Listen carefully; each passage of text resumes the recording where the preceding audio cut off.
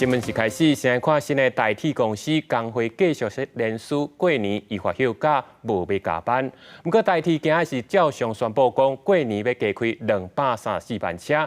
那甲去年过年比起来，平均每天会增加将近8000个车轨。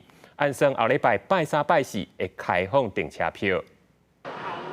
下个月就是农历春节，代替公司宣布春节连假加班车专线运能会比平常时增加6%，甲去年春节比起来，平均每天增加7994个位。西到饭店开始开放东部干线一般对号列车的订票，七早饭店开始开放西部干线一般对号列车的订票。还可以啦，早点买应该都买得到。就是以我搭那么多次的经验，我觉得不会做不到。根据了解，代替春节加班车，去年2摆加班车。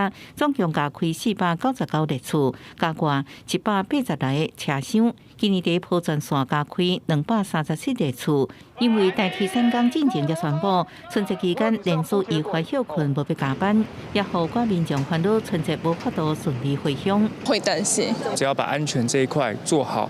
那当然是最重要，而不是只是因为透过公司化。主管单位是必须要严正以对啦，要积极跟他们来沟通，双方大家必须要以这个服务多数民众为共同目标啦。学者建议代替公司化了后，应该赶紧补救人力问题，这样挽回乘客对代替的疏忽信心。